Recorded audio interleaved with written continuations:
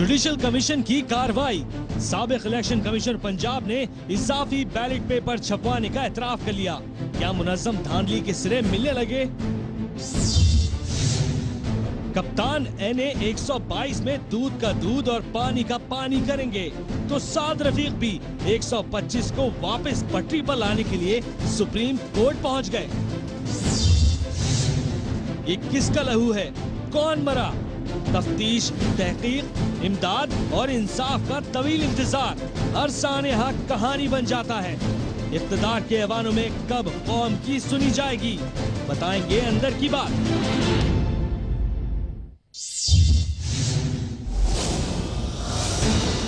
खबरों की तह में छुपी बातों, तज्जिए और तबसरों के साथ आप देख रहे हैं प्रोग्राम अंदर की बात। बिस्मिल्लाहिर्रहमानिर्रहीम। अंदर की बात के साथ मैं हूं असद खरल और मेरे साथ हैं आरिफ अमीर भट्टी और इस्लामाबाद स्टूडियो में हमारे साथ हैं साबर शाकिर। नाजरीन, जैसा कि आप देख रहे हैं कि जुडिशल कमीशन की जो मुनज़्ज़म धांधली के हवाले से जो तहकीकात हो रही हैं, जो कार्रवाई आगे बढ़ रही है, नित नए इंकशाफात जो सामने आ रहे हैं। हमने अपने प्रोग्रामों में ये बातें की और वो साबित हो रही हैं। हमने ये कहा कि एक्स्ट्रा बैलेट पेपर जो हैं वो छपे और कुछ हलकों में एक्स्ट्रा वोटों से ज़्यादा भी बैलेट पेपर भेजे गए। प्राइवेट अफराद के हवाले से भी हमने निशानदेही की कि उनको भी लाहौर से भेजा गया और ख़ास तौर पे जितने भी और ROs के कहने पे ये जो एक्स्ट्रा बैलेट पेपर है रजिस्टर्ड वोटों से जिनकी तादाद ज़्यादा थी वो भेजे गए। आज उस हवाले से जो उस वक़्त के जो सूबाई इलेक्शन कमिश्नर थे राजा महबूब अनवर साहब, उन्होंने बहुत सारी चीज़ें जो हैं वो एडमिट कर ली हैं, जिससे ना सिर्फ जो हमने चीज़ें उठाई थी और फिर जो इमरान खान साहब जो अरसा से कुछ जो चीज़ें वो सामने ला रहे थे और उसका शोर मचा रहे थे, वो काफ़ी हद तक उसको सपोर्ट कर रही हैं ये चीज़ें जो ये आगे कार्रवाई बढ़ रही है। इस हवाले से जुडिशल कमीशन की आज जो क्या कार्रवाई, पहले उस हवाले से हम एक रिपोर्ट देखते हैं।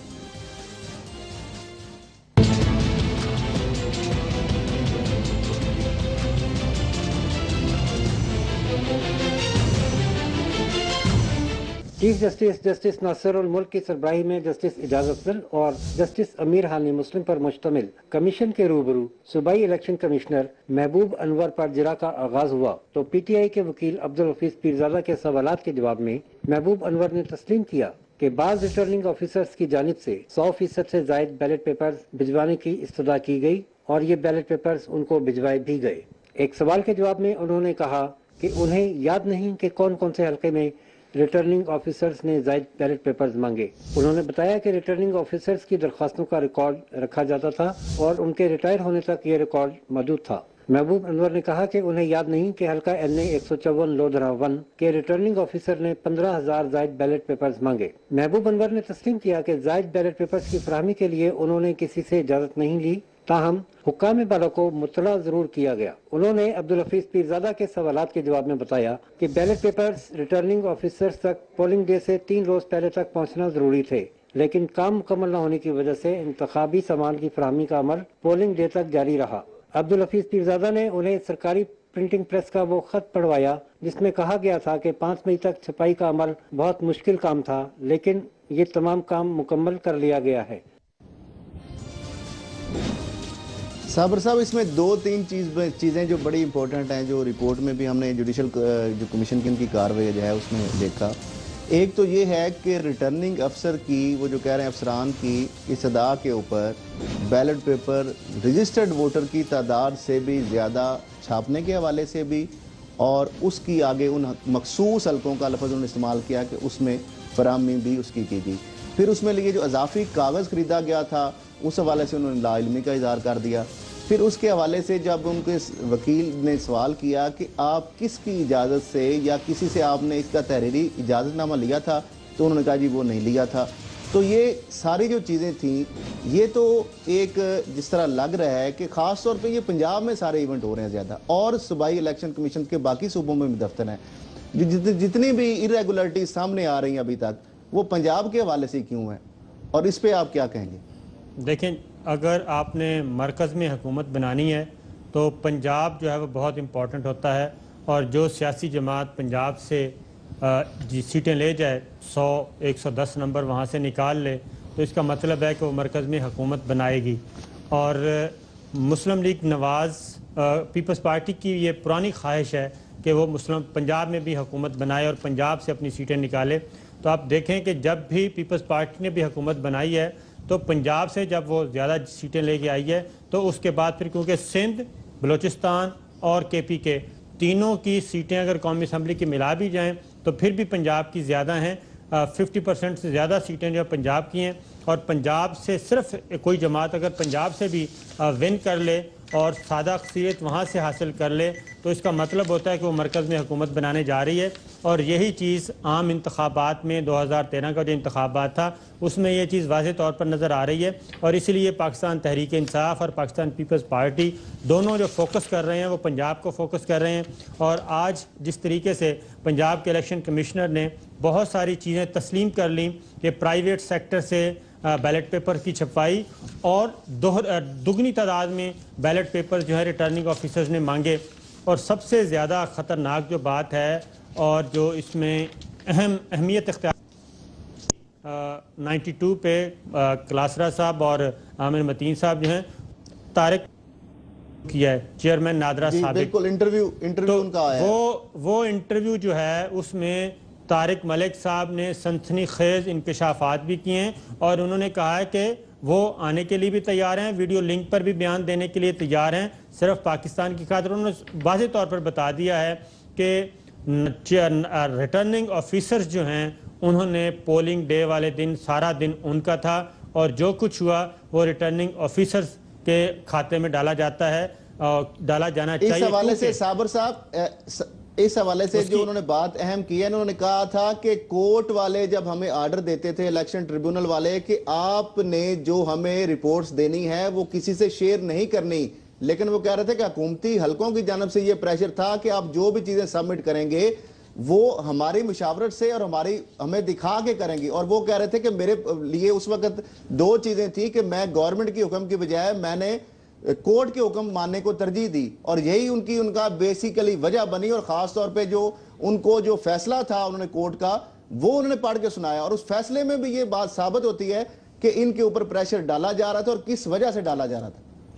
تو اس لیے اگر میں کہوں گا کہ اب جوڈیشل کمیشن کو انہوں نے خدمات پیش کر دی ہیں تو جوڈیشل کمیشن کا فرض بنتا ہے، آئینی فریضہ ہے ان کا کہ وہ طارق ملک صاحب کو جو اس وقت چیئرمین نادرا تھے اور ان کو ہٹایا گیا اور جس طریقے سے ہٹایا گیا وہ ہم سب کے سامنے ان کو بلا لیں تاکہ یہ قضیہ جو ہے وہ مستقل بنیادوں پہ حل ہو سکے. اور لیکن اب تک کے جو شواہد ہیں، ابھی ہم نے راشد حبیب صاحب کی جو رپورٹ دیکھ رہے تھے ان کی رپورٹ میں وہ ساری چیزیں جو آج جرا ہوئی ہے اس میں تو وہ ساری چیزیں تسلیم کر چکے ہیں.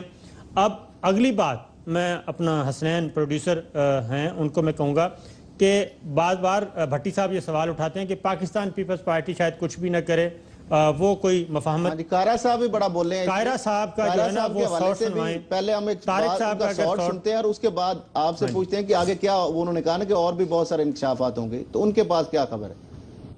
تھرڈ وٹنس پروڈیوس ہوئے ہیں، ابھی ان پہ کل مزید بحث ہوگی، باقی جماعتیں بھی بحث کریں گی تو قوم کو بہت کچھ سننے کو ملے گا. بہت کچھ چیزیں ایسی ہیں جو ڈسکرپنسی سامنے آنی شروع ہوئی ہیں، بٹ ابھی بہت کچھ اور ہونے والا ہے. بھٹی صاحب یہ قائرہ صاحب نے کہا کہ اس میں بہت ساری چیزیں نئی اور بہت کچھ ہونے والا ہے، یہ ان کے پاس بھی کوئی اندر کی خبر لگتا ہے جیسے جس وثوق سے وہ بات کر رہے تھے. دیکھیں میں ایک گزارش کرتا ہوں، اقتضاد احسن صاحب اگر آرگومنٹ کے لیے آئیں گے اور انہیں فری ہینڈ ہوگا تو وہ ایسے انکشافات کریں گے کہ لوگوں کو پسینے آ جائیں گے. وزیر اعظم ہاؤس میں بیٹھے ہوئے لوگ پسینے سے یقیناً اپنے ٹیشو سے صاف کریں گے، کیونکہ میں نے ان کی کمپیٹنسی دیکھی ہے، وکلا کرک بھی دیکھی ہے. دیکھیں جو دھاندلی ہے ہر جماعت کہہ رہی ہے دھاندلی ہے، ہوئی ہے، اس پہ تو ابہام ہے ہی کوئی نہیں. ان کا تو حساب یہ ہے کہ گلے میں ڈھول شہر میں ڈنڈورا. او بھائی تمہارے پاس سب کچھ ہے، تھیلے کھولو، تھیلے کھول کے بلوا کے پکڑ لو، پکڑ کے لتر مارو ان سب کو، وہ آ جائے کہ یہ آرام سے باقنے والے ہیں. پاکستان میں میرے خیال میں نا مافیا راج ہے، خواہ وہ سیاست ہو خواہ وہ صحافت ہو، گینگز بن چکے ہیں. میں اب زیادہ تفصیل میں نہیں جاؤں گا، لیکن اس الیکشن 2013 میں دھاندلی پر مجھے 1% بھی ابہام نہیں. اس کے بعد آفٹر الیکشن 27 ریٹرننگ افسروں کے پاس میں گیا، جن میں سے 6 نے مجھے کہا جی ہمیں 2000 بیلٹ پیپر دیے گئے اور 4000 کے سائن کرائے گئے. اب میں نے ان کو کہا یار آپ کورٹ میں جاؤ. انہوں نے کہا جی ہمیں اب حکومت سے مروانا ہے. دیکھیں پاکستان میں اگر ترقی کی ہے دھاندلی نے، کرپشن نے، اور جو موجودہ حکمران ہے ان کو تو بڑا زبردست مائنڈ ہے. یہ پولیس کے ذریعے 100 بندوں کو گولی مروا دی، ان کو کس نے پکڑا؟ یہ الیکشن کمیشن جب تک judicial commission joint investigation team نہیں بناتے، جس دن بن گئی اور 2-4 لوگ پکڑے گئے اس کے ماسٹر مائنڈ، تو انشاءاللہ ود ان 24 آورز سارے لوگ ایکسپوز ہو جائیں گے اور دھاندلی سامنے آ جائیں گے. صاحب قاہرہ صاحب کے پاس کیا ایسی معلومات ہیں، کس بات پہ وہ کر رہے ہیں کہ آگے اور بہت سارے انہوں نے کہا کہ سنسنی خیز انکشافات ہونے والے ہیں؟ دیکھیں قاہرہ صاحب پولیٹیکل ورکر ہیں اور الیکشن لڑنا بھی سمجھتے ہیں، الیکشن لڑنے کی ٹیکنیکس اور کیسے جیتا جاتا ہے اور کیسے ہرایا جاتا ہے وہ ساری سمجھتے ہیں. اور خاص طور پر چودھری اعتزاز احسن صاحب نے اور اس میں چودھری منظور جو ہیں قصور سے پاکستان پیپلز پارٹی کے، انہوں نے اور ندیم افضل چند، یہ پولیٹیکل ورکر جو ہیں انہوں نے کافی کام کیا ہوا ہے. اور وہی بات بھٹی صاحب والی بات، ابھی تو پاکستان تحریک انصاف کے وکیل حفیظ پیرزادہ صاحب جو ہیں وہ میدان میں اترے ہوئے ہیں، اور جب پاکستان پیپلز پارٹی کی باری آئے گی اور چودھری اعتزاز احسن صاحب کی باری آئے گی تو وہ ایک اور اچھی اننگز کھیلیں گے اور اس میں وہ مزید انکشافات سامنے لے کے آئیں گے. ان کے پاس کافی ریسرچ موجود ہے.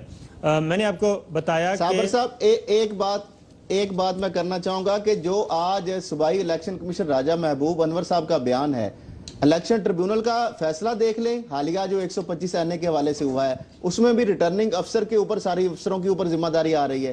لیکن انہوں نے جو بیان دیا ہے اس میں بھی ریٹرننگ افسروں کی جانب سے، آپ دیکھیں اکارڈنگلی یا قانون رولز کے مطابق یہ ہوتا ہے کہ فارم 5 وہ ایڈمٹ کیا انہوں نے، اس کے مطابق رجسٹرڈ جو ووٹر ہوتے ہیں اس کے مطابق بیلٹ پیپر چھپتے ہیں اور وہ تقسیم ہوتے ہیں.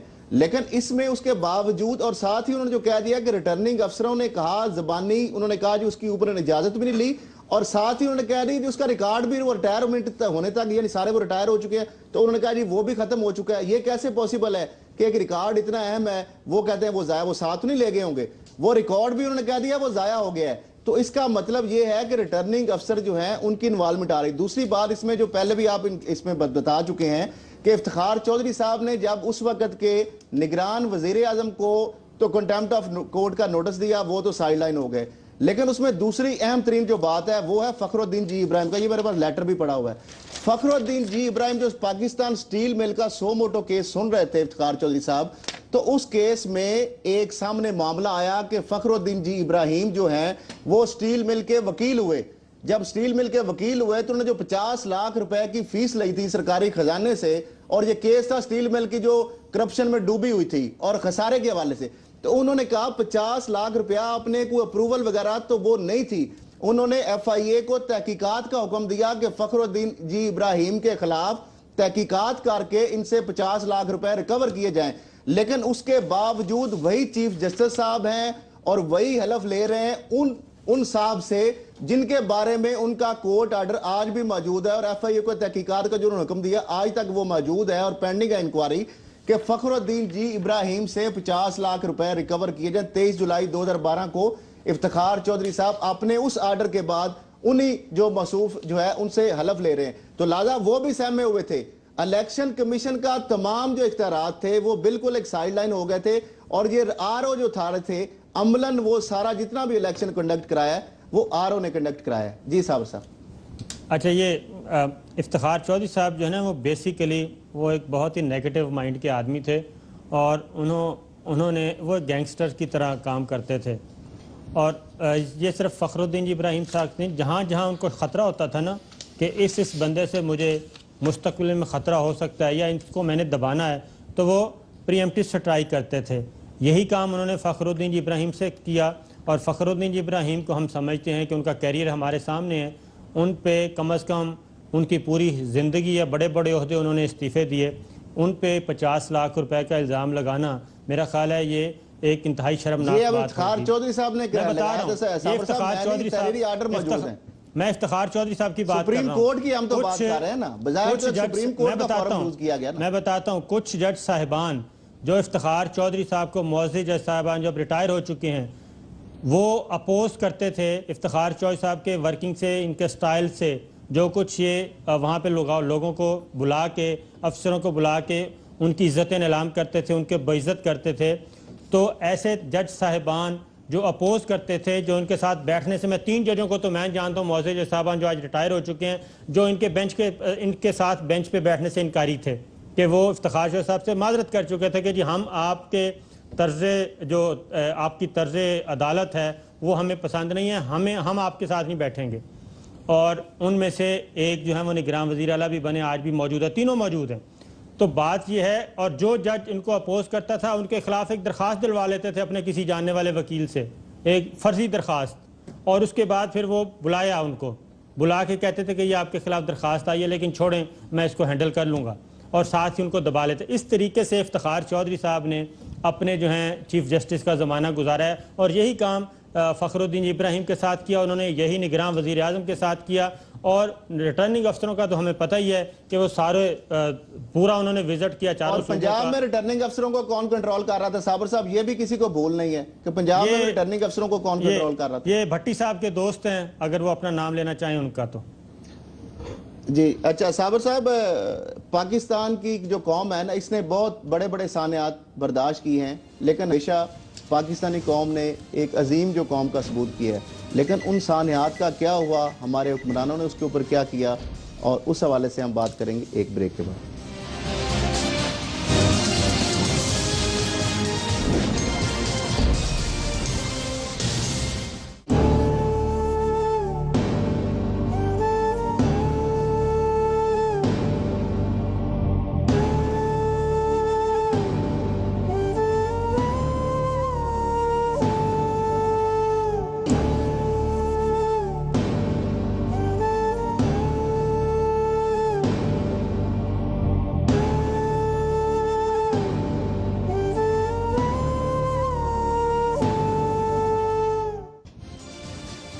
Welcome back. ناظرین, جو قومیں اپنے ماضی کو بھلا دیتی ہیں اور ماضی سے کچھ نہیں سیکھتی وہ کبھی آگے نہیں بڑھ سکتی.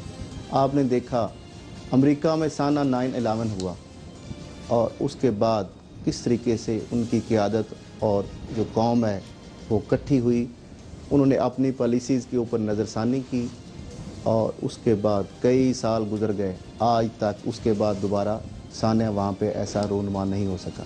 لیکن بدقسمتی سے ہمارے ملک میں تو ایسے سانحات اتنے زیادہ ہوئے کہ ان کی شمار جو کرنا ہے وہ بہت مشکل ہے. آپ نے دیکھا کہ ریسنٹلی جو APC اسکول جو ہے سانحہ جو پشاور کے اوپر ہوا, آرمی پبلک اسکول کے اوپر حملہ ہوا, پھر PNS مہران کے اوپر حملہ ہوا, پھر کراچی ایئرپورٹ کے اوپر حملہ ہوا, پھر اس کے بعد سانحہ بلدیہ ٹاؤن آپ نے دیکھا, پھر اس کے بعد جتنے بھی اب سانحہ ماڈل ٹاؤن آپ نے دیکھا, جتنے بھی واقعات ہم اس کے کریں تو اس پہ کئی پروگرام کیے جا سکتے ہیں. لیکن اس کے حوالے سے کیا ہوا, JITs بنی, کچھ بڑے میڈیا نے ہمت کر کے ان کے JIT کنٹینٹس کے اوپر بات کی جس کو میڈیا ٹرائل کہا گیا. اس کے اوپر سہولت مرزا جو ہے اس کی ویڈیو آئی, اس کے اوپر ہائپ کریٹ ہوئی, پھر خاموشی ہو گئی. آج سندھ ہائی کورٹ نے چلیں کم از کم اس کے اوپر نوٹس لے لیا ہے اور ان کی جو اہلیہ ہے ان کے اوپر. لیکن ہماری جو حکومت ہے وہ زبانی جمع خرچ 2-3 دن تک اظہارے جو تعزیت اور جو یکجہتی کر کے, اور اس کے بعد ہم قوم کے طور پہ بھی شاید ہم مجمع ہیں, قوم نہیں ہے, ہم بھی بھول گئے اور ہماری جو قیادت ہے وہ بھی بھول گئی. ہم نے ان واقعات سے کوئی سبق نہیں سیکھا. سانحہ پشاور اگر دیکھا جائے آرمی پبلک سکول, تو اس کے بعد بھی بڑے بڑے واقعات ہوئے, واگا جو بارڈر پہ حملہ ہوا, اس کے علاوہ اور بھی واقعات ہوئے. لیکن ہم نے آج تک سنجیدگی سے جو ہماری قیادت ہے, خاص طور پہ جو سویلین قیادت ہے, اس کو شاید چونکہ ان کے بچے باہر ہیں, ان کی جائیدادیں باہر ہیں, اس لیے وہ ان کی ترجیحات اور ہیں, ان کے کاروبار چونکہ ان ممالک کے ساتھ ہیں جس کے بارے میں ہماری ملٹری قیادت کہتی ہے کہ یہ ہمارے ملک کے ساتھ سازشیں کر رہے ہیں, لیکن ان کا ان کے لیے سافٹ کارنر ہے کیونکہ وہاں پہ ان کی بزنسز ہیں, بزنس سٹیکس ہیں. تو اس حوالے سے جب تک اب جو ہماری قیادت ہے ان واقعات سے ہم سبق نہیں سیکھیں گے, اس وقت تک یہ واقعات کبھی بھی نہیں روک سکیں گے. ایک طرف تو ہمیں دہشت گردی کا سامنا ہے, اور دوسری طرف ہمیں جو معاشی دہشت گردی کا سامنا ہے شاید یہ اس سے بھی زیادہ خوفناک ہے, جو ہمارے ملک کو ناسور ایک بہت بڑا چمٹا ہوا ہے اور دیمک کی طرح چاٹ رہا ہے. اب اس کے لیے کون ایکشن لے گا، کیونکہ ہماری قیادت جو ہے وہ تو خود اس میں ڈوبی ہوئی ہے. جی بھٹی صاحب آپ کیا کہیں گے کہ واقعات ہوتے ہیں، ہائی کریٹ ہوتے ہیں اور ہم بھول جاتے ہیں؟ دل خراش ایسے ایسے بڑے واقعات ہوئے ہیں کہ جس سے دل خون کے آنسور ہوتا ہے. ہم ہمیشہ پالیٹیشین پہ تنقید کرتے ہیں، یقیناً ان کی کوتاہیاں ہیں، انہیں مال بنانے کے علاوہ کام ہی کچھ نہیں، لیکن نہایت احترام سے پرویز کیانی صاحب رہے ہیں 6 سال، 3 سال ایکسٹینشن لے دی، واہ واہ بلیا موج تیری.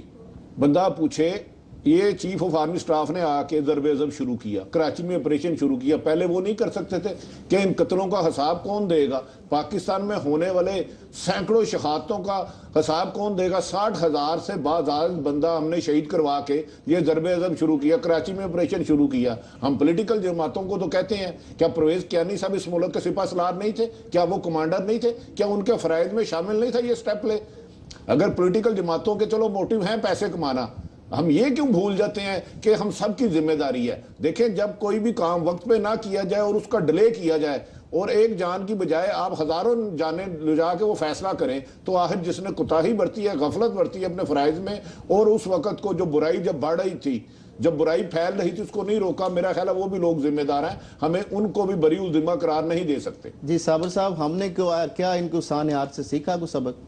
اچھا دیکھیں بھی بڑے پاکستان میں خیرل صاحب، بات میں بھٹی صاحب کی بات کو آگے بڑھاؤں گا. آپ سے ایک اختلاف کروں گا کہ ماضی میں بالکل ایسا ہی ہوا کہ کسی نے کچھ نہیں کیا اور پاکستان پیپلز پارٹی کے کریڈٹ میں سوات آپریشن ہے، لیکن اس کے بعد اس وقت کے D G I S P R general Athar Abbas کہتے ہیں کہ جنرل کیانی فاٹا میں آپریشن کرنے کے حق میں نہیں تھے وزیرستان میں، اور ان کا خیال تھا کہ یہ کامیاب نہیں ہوگا. دراصل امریکہ کا دباؤ تھا کہ ہمیں وہاں سے نکل جانے دیں، اس وقت تک آپ پاکستان میں کوئی گڑبڑ نہ کریں. اور لیکن اب ہم دیکھتے ہیں جنرل راحیل شریف جیسے ہی عسکری قیادت تبدیل ہوئی، وہی فوج ہے لیکن کپتان چینج ہو گیا، اس نے اپنی نئی ٹیم بنائی اور ضرب عضب آپریشن شروع ہوا. اس کا نتیجہ ہمارے سامنے ہے. کراچی آپریشن شروع ہوا، اس کا نتیجہ ہمارے سامنے ہے. مجرم پکڑے جا رہے ہیں، دہشت گرد مارے جا رہے ہیں، وہ رزلٹ ہمارے سامنے ہیں. اب پھر جو ڈاما ڈول ہے وہ پولیٹیکل لیڈرشپ ہے، وہ کہتی ہے کوئی نہیں غلطی ہو گئی، اگر کسی نے راہ سے مدد مانگ لی ہے تو وہ زبان پھسل جاتی ہے، سوچ سمجھ کے بولنا چاہیے، لہذا جانے دیں. اگر کوئی ٹارگٹ کلر پکڑے جاتے ہیں، صابر ادھر رکے، وہ 1.5 گھنٹے کی تقریر تسلسل ہے، ایک لفظ سے دوسرے لفظ کے ساتھ کڑیاں مل رہی ہیں. میں صرف یہ کہنا چاہ رہا ہوں وہ جوش خطابت میں ایک آدھا لفظ نہیں غلط کیا کہا گیا، وہ میں بتا رہا ہوں پوری تقریر کا. لیکن اچھا ہمارے موجودہ حکومت کیوں نہیں بول رہی کہ خواجہ آصف اس سے زیادہ زہر اگل چکے ہیں پاک فوج کے بارے میں؟ اور اصل حقیقت شاید یہ ہے. میں وہی بتا رہا ہوں. اس کے بعد بھٹی صاحب آپ نے جو بات کی ہے نا، 2 درج ہونے پڑیں گے نا. مقدمہ اگر 1 درج ہوگا تو ایک پنڈورا باکس صابر صاحب نیا کھول جائے گا، 2 مقدمے درج کرنے پڑیں گے، جو وہی الزام جو ہے وہی اقدام خواجہ آصف نے کیا ہے. میں بتا رہا ہوں. دوسری بات جو بھٹی صاحب نے کی ہے جنرل کیانی صاحب کی، جنرل کیانی صاحب بھی مال بنانے میں لگے ہوئے تھے، ان کو بھی مال بنانے سے فرصت نہیں تھی. ہم نے 2-3 دن پہلے بھائیوں کے حوالے سے جنرل کیانی صاحب کے حوالے سے ان کے حوالے سے کوئی ایسا الزام ابھی تک نہیں ہے. سنیں پچھلے دنوں چیئرمین نیب نے ایک کیس لے کر گئے اور پوچھا ملٹری لیڈرشپ سے کہ جناب اس میں یہ بڑے بڑے نام آ رہے ہیں تو بتائیں میں کیا کروں. وہ یہ پولیٹیکل لیڈرشپ کا خیال تھا ہمارے حکمرانوں کا کہ چیئرمین نیب جائیں گے اور آگے سے جواب آئے گا کہ اس کو دبا دو، کیونکہ سابق آرمی چیف اور کچھ فوجی افسروں کے نام آ رہے ہیں. لیکن جنرل راحیل شریف صاحب کا کیا جواب تھا یہ ذرا سنیں. انہوں نے کہا کہ سب سے پہلے اگر کوئی ہمارا بھی وردی والا بھی آ رہا ہے، وہ سابق ہے یا موجودہ، سب سے پہلے اس کو انٹروگیٹ کرو، اور لیکن انصاف ہونا چاہیے، اکاؤنٹیبلٹی فیئر ہونی چاہیے.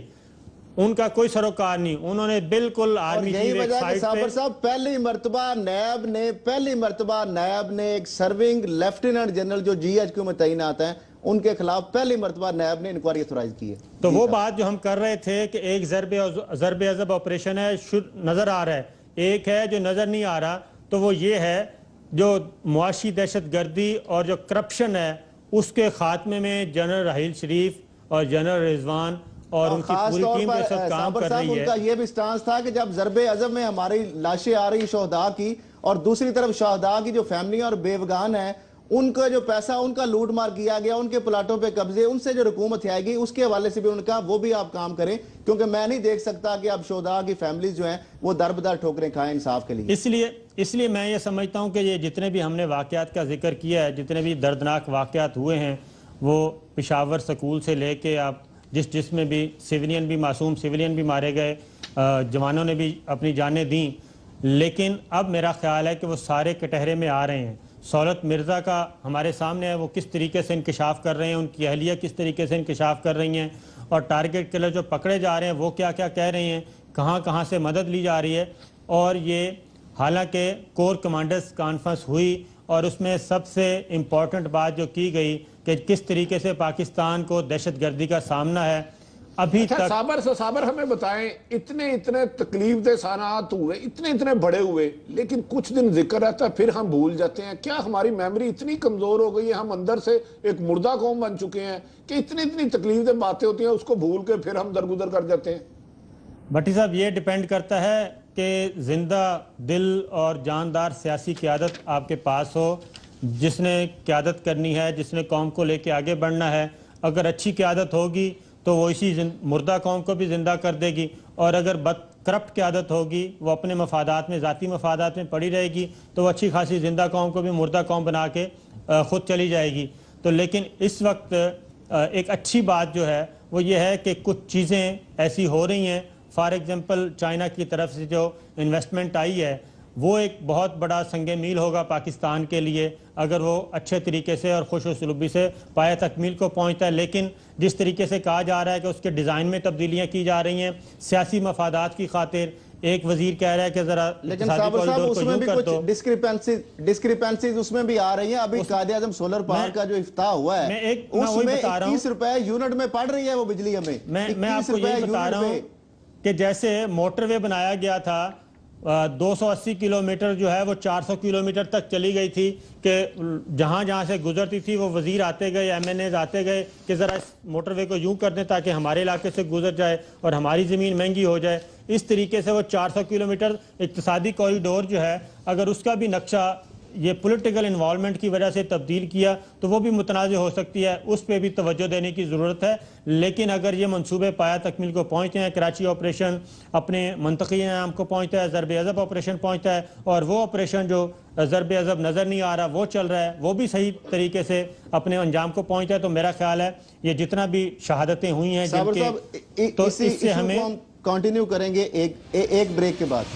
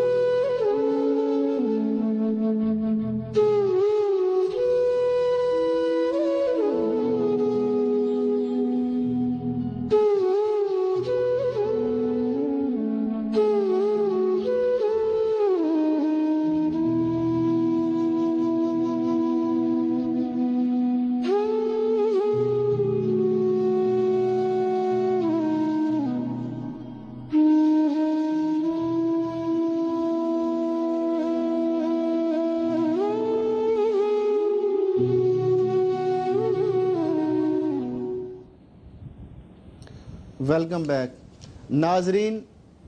हज़ारों कुर्बानियाँ अब तक लोग दे चुके हैं और दहशतगर्दी के जो है उसके ख़िलाफ़ जो जंग में और जो दहशतगर्दी के वाक़यात की लोग नज़र हो चुके हैं। लेकिन हमारे हुक्मरानों की तरजीहात क्या हैं? तरजीहात ये हैं कि एक तो नेक्टा जो इंसदाद दहशतगर्दी के लिए एक सेंटर बनाया गया था, उसकी 32 करोड़ की समरी धक्के खा रही है पीएम ऑफिस में, पैसे नहीं है। दूसरी तरफ क्या है कि लाहौर मेट्रो के लिए 50 अरब रुपए लगा दिए जाते हैं, रावलपिंडी इस्लामाबाद मेट्रो के लिए 44 अरब बगैर मांगे लगा दिए जाते हैं। 162 अरब रुपए अब लाहौर में मेट्रो ट्रेन बन रही है, उसके लिए पैसा वो भी है। 1,76,000 पेंशनर हैं, अब पता नहीं उनकी बददुआएं भी लगेंगी या नहीं लगेंगी। उनके जो 35 अरब रुपए हैं वो 2 दफा हाई कोर्ट से धोखा गवर्नमेंट कर चुकी है। पहले इन्होंने कहा हम पैसे दे देंगे, अब दोबारा फिर इन्होंने शेड्यूल दे के हाई कोर्ट को शेड्यूल दे दिया है कि हम 10 साल में इनको 3-3 अरब रुपए करके देंगे, ताकि ज्यादातर तो वैसे ही फौत हो चुके होंगे बुजुर्ग पेंशनर जो है। और दूसरी तरफ से वो कहते हैं 162 अरब की हमने मेट्रो ट्रेन लाहौर में और बनानी है। अब कितने पैसे ये इकट्ठे करके क्या करेंगे? इतने सिर्फ मनसूबे बड़े इसलिए बनाए जा रहे हैं कि यहाँ पे कमीशन मिलती है, सिंगल सोर्स बिडिंग होती है, पेपरा रूल फॉलो नहीं किए जाते और फ्रंटमैन कंपनियां आ जाती हैं, सब्सिडी की आड़ में भी अपनी जेबों में पैसे आ जाते हैं। लाहौर इस्लामाबाद मोटरवे के लिए तज़यीन और रैश के ऊपर 200 अरब का मनसूबा वो बन रहा है। लेकिन दूसरी तरफ ये है कि जो असल मुल्क के मसाइल हैं, एजुकेशन के हवाले से देख लें, तालीम के वहाँ पे कोई तरजीह नहीं है। थार में लोग भूखे मर रहे हैं, वहाँ पे वज़ीर आला साहब सिंध जो है हेलीकॉप्टर के लिए अरबों रुपए वो खर्च करना चाह रहे हैं। बुलेट प्रूफ गाड़ियाँ शाही खानदान के जो अफराद के लिए, जो पंजाब पाकिस्तान में तो जमहूरियत के बड़े दावेदार हैं ये लोग, लेकिन बज़ाहिर इनका जो रवैया है वो शाही खानदान की तरह लगता है, उसके लिए तो पैसे फ़ौरन और समरियाँ अप्रूव हो जाती हैं। तो ये अगर ऐसे ही रहा तो ये मुल्क जो है ये किस तरह सानियात से बच सकेगा? लोगों को किस तरह बुनियादी जो उनकी जो फंडामेंटल उनका जो राइट है, सेहत और तालीम, उनको कौन देगा? क्या कोई और मुल्क से आएंगे लोग जो लीडरशिप आएगी वो देगी? क्योंकि इस लीडरशिप से तो हमें कोई ऐसी चीज़ नज़र नहीं आ रही, डिलीवरी इनकी बिल्कुल ज़ीरो नज़र आ रही है। जी भट्टी साहब। देखिए खलसर, जो आपने फरमाया ना, कहते हैं जिस जिस्म में लुकमा हराम गया वो इंसाफ करने से आरी हो गया। पाकिस्तान का जो असल मसला है हमारी तबाही का, करप्शन है। पाकिस्तान में अब 2 माफिया कामयाब है जो मिल के हराम खाते हैं, वो पैसा तोहफा लेते हैं या रात को जो गिलास और दूसरी दोस्ती है, ये 2, चाहे वो ये सियासतदान हो, ये पॉलिटिशियन, ये दूसरे ब्यूरोक्रेट हो या साफी हो, ये सर्वाइव कर रहे हैं। जब तक पाकिस्तान से करप्शन और झूठ का खात्मा नहीं, इसके लिए बड़ी साहब एक खबर आपको ब्रेकिंग ये दे रहा हूं कि नवाज शरीफ, शहबाज शरीफ और इसहाक डार के खिलाफ जो 2001 में बंद केस हुए थे वो खुल गए इस नजरिए से कि वो अब क्लीन चिटें दी जाएंगी। मैं अर्ज कर रहा हूं, जब ये इसलिए नहीं कि उनके पाकिस्तान में करप्शन को मिनिमाइज ना किया गया और झूठ जैसे जहर को खत्म ना किया गया, हमारी बिल्कुल से ज्यादा तबाह होगा। जिस मुल्क में 90% लोग, जिस पाकिस्तान की बात कर रहे हैं ना, लोग हेल्थ और एजुकेशन से बिल्कुल महरूम हैं। ये एजुकेशन ले नहीं सकते 90% लोग, और 90% लोग सरकारी अस्पतालों में जा रहे हैं, प्राइवेट अस्पताल डाकू हैं, प्राइवेट कर दिया एजुकेशन भी और हेल्थ भी। दोरा म्यारे निजाम तलीम है ना। गरीब आदमी का बच्चा जो है वो किसी और स्कूल में जाता है, शुरू से एक लाइन ड्रा कर दी। आपने लोगों से जिंदगी के साबर साहब, आपके शहर वफाकी दारुल हुकूमत में एक अफसर थे SSP ऑपरेशन मोहम्मद अली नेकोकारा। उनकी सजा सिर्फ ये थी कि साना मॉडल टाउन वो नहीं दुराना चाहते थे। उन्होंने कहा कि मासूम लोगों का कत्लेआम, उसके ऊपर उन्होंने बात की और उनकी बात बाद में वो साबित भी हुई कि किसी ने एक्शन नहीं लिया। लेकिन उनको जिस तरह इबरत का निशान बनाया, क्या कौम ने उनका साथ दिया है? क्या आगे हम ऐसे अफसरों की तो को रखेंगे कि वो भी हक सच के लिए खड़ा हों हुक्मरान वक्त के खिलाफ? 4 साबिक IGs जो हैं वो अदालत में जा चुके हैं और अदालत से उनको मेरा ख्याल है कि पूरा इंसाफ मिलेगा। और मोहम्मद अली नेको, और ये बहुत खुशआइंद बात है साबर साहब, ये भी आफ्ताब चीमा साहब, बेज़बान लोग जो हैं वो भी अब मोहम्मद अली नेकोकारा को और आफ्ताब चीमा को परेशान होने की ज़रूरत नहीं। उनको मेरा ख्याल है कि ये जो सज़ा दी गई है इसकी कोई लॉजिक नहीं है, ना ही वो सज़ा जो है आगे साबित की जा सकेगी कि वाक़तन वो सही सज़ा दी गई। क्योंकि आफ्ताब चीमा ने जो कुछ उस वक्त जो उनकी रही है ख़त किताबत और जो मिनिस्टर इंटीरियर से, सेक्रेटरी इंटीरियर से, वो सारी चीज़ें उन रिकॉर्ड पर मौजूद हैं। इसलिए उनका मुकदमा जो है वो बहुत ज़्यादा मजबूत है। एक जाते जाते मैं एक और बात कर दूं कि ये जो कुछ भी आपने कहा था ना हुक्मरान क्या कर रहे हैं, वो अभी तक भी उन्हीं बातों में लगे हुए हैं जिनमें माजी के हुक्मरान लगे रहे थे। वहाँ से फुर्सत मिलेगी तो मेरा ख्याल है कोई अच्छे काम की तरफ आएंगे। अभी साबर साहब उन्होंने KSB बैंक जो है वो सिर्फ 1,000 रुपए में दे दिया है, जिसकी करोड़ों रुपए, अरबों रुपए की बल्कि ऑफर्स थी, लेकिन 1,000 में नवाजा गया है। जहांगीर सदीकी को, क्योंकि उनके पीछे आपको पता है ये कौन लोग हैं, और उसमें और भी जो लोग हैं ना जो। एक बात बता दूं कि जुडिशल कमीशन के फैसले का इंतज़ार करें। जैसे जैसे ये कार्रवाई आगे बढ़ेगी बहुत सारी चीज़ें मंजर आम पे आएंगी, और जुडिशल कमीशन का फैसला जो होगा मेरा ख्याल है कि वो पाकिस्तान की आइंदा की सियासत के लिए संग मील साबित हो सकता है।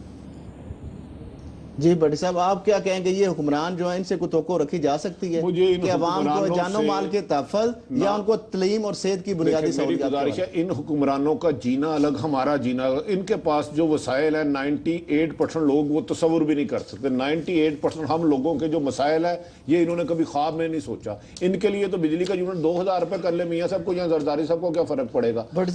ये मैं बताऊं, दूसरा भी जो उन्होंने की तरफ जाते हैं, उनके कसूर ये है कि उन्होंने नाहक लोगों को कत्ल ही किया। अब तक हजारों पाकिस्तानी जो है दहशतगर्दी के खिलाफ जंग में जाने गंवा चुके हैं, जिनमें 135 बच्चों के जनाजे